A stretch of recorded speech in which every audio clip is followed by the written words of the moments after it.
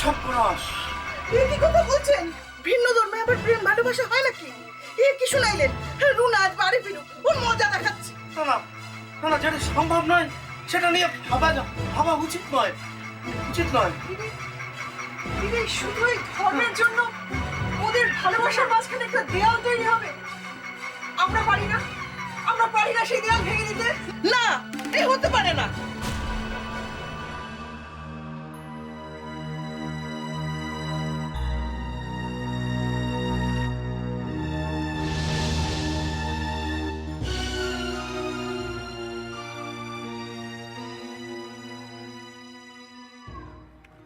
দাঁড়া, কোথায় গিয়েছিলে?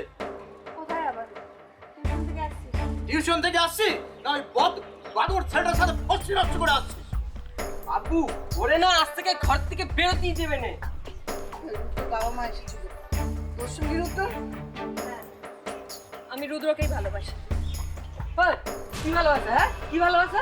তাও আবার অন্য ধর্ম জেলা? ভালোবাসা কি আর ধর্ম মানে?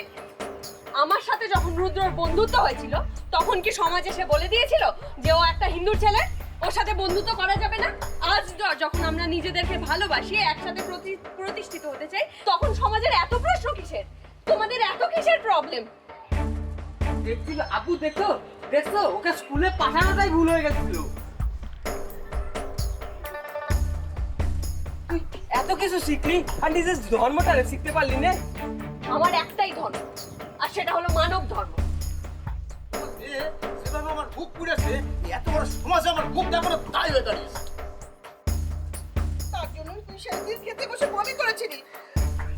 রুদ্র অন্য ধর্মের ছেলে, ও হিন্দু, আর তুই ওর বাচ্চার মা হতে চলেছিস। সমাজে মুখ দেখাবো কি করে বলতো? এর থেকে তো মরে যাওয়া অনেক ভালো।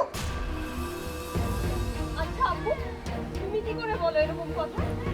তুমিও তো আম্মিকে এক হিন্দু পরিবার থেকেই তুলে এনেছো।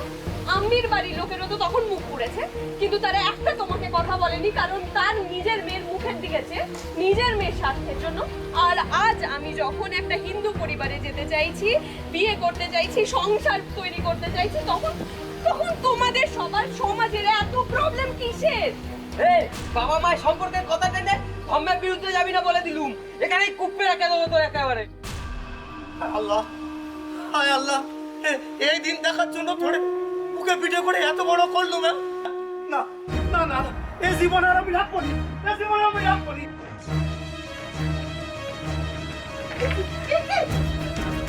দরজা খোলো কেন? দরজা খোলো, দরজা খোলো, দরজা খোলো, আপু, দরজা খোলো। আপু কি হলো? আমি আপু, আপু, আপু, দরজা খোলো। আপু, আপু দরজা খুলছে না, দেখ না, তোরা আপু দরজা খুলছে না, আমার মেয়ে দরজা খুলছে না। আপু আপু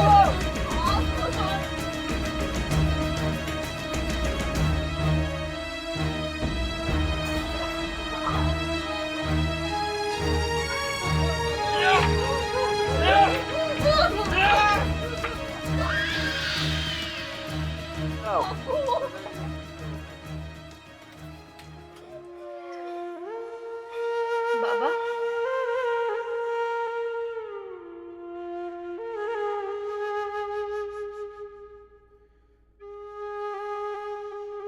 বাবা, এটা আমার দোষ।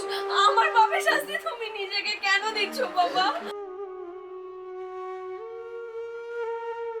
জানিস জানিস রে মা, এ সমাজ বড় কঠিন রে।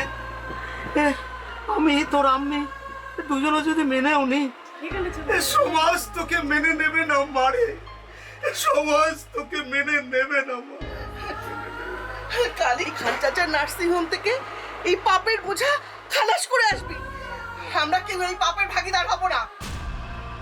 কখনোই না। তুমি নিজে এক মা হয়ে আরেক মায়ের সন্তানকে পাপ বলতে পারলে, বোঝা বলতে পারলে? আমি প্রতিজ্ঞা করছি, আমার পাপের বোঝা তোমাদের কাউকে দিতে হবে। আমি যা করার সব ঠিক সিদ্ধান্ত। আমি আমার পাপের বোঝা নিজেই বহন করব, আর যা ঠিক হয় আমি তাই করব। যা সঠিক আমি তাই সিদ্ধান্ত নেব। তোমরা নিশ্চিন্তে থাকো, তোমরা সবাই খুব ভালো থাকো।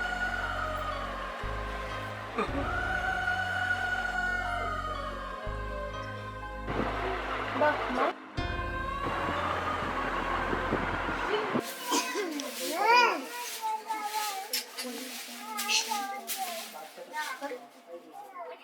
রুনা ঘরের দরজা খোলা কেন? ওকে সারা রাত দরজা খুলে রেখেছিল নাকি? রুনা, রুনা, রুনা, আমি ও আমি, আরে কোথায় গেলে? আমি গো, কি হলো? কখন থেকে ডেকে রাখছি, এখনো সাড়া দিচ্ছ না? চিঠিটা লিখে রেখে গেছে, ও ঘরে নেই। আপা ঘরে নেই? কি বলছো? কিসের চিঠিটা? আপু আম্মু, তোমাদের অশেষ ধন্যবাদ যে তোমরা আমাকে পড়াশোনা শিখিয়ে এক অন্ধকার জগৎ থেকে আলো দেখিয়েছো। এখন বুঝতে পারছি আজ আল্লাহর দেয়া অমূল্য উপহার ভালোবাসার প্রতীক আমার গর্বে যে শিশুটি তাকে হত্যা করতে পারবো না। আমি তোমাদের ছেড়ে চলে গেলাম, তোমাদের নিয়ে রুনা। আমি আব্বু আব্বু চলে গেল, আমাদের কথা একবার কি চিন্তা করলো না? ওই শালার পোলারে আমি আজকেই কুপকে দিয়ে চলে আসবো। যাবেন, যাবেন, যাস না বাবা।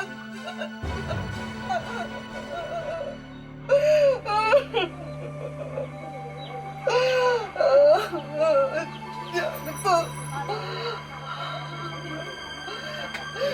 ভালোবাসা যার ধর্ম মানে না। আমি এমনই হতভাগী, একজনের মা হওয়া সত্ত্বেও অন্যের সন্তানকে শেষ করে দিতে চেয়েছি। আসলে আসলে আমরা উচ্চ শিক্ষায় শিক্ষিত হয়েও আসল শিক্ষায় পৌঁছতে পারিনি। না হলে সমাজের এত বড় একটা গণ্ডি, এই গণ্ডির বেড়াটাকে আমরা ভাঙতে পারলাম না। হ্যাঁ, আসলে এগুলো জাত ধর্ম, এগুলো এগুলো ছোট ছোট ঘর, এ ঘর থেকে ও ঘর জাতি মানা, কেন গণ্ডি ফেরানো পারণ। আসলে আসলে আমরা ভুলে গেছি যে আমরা একটা রক্তে মাংসে করা মানুষ।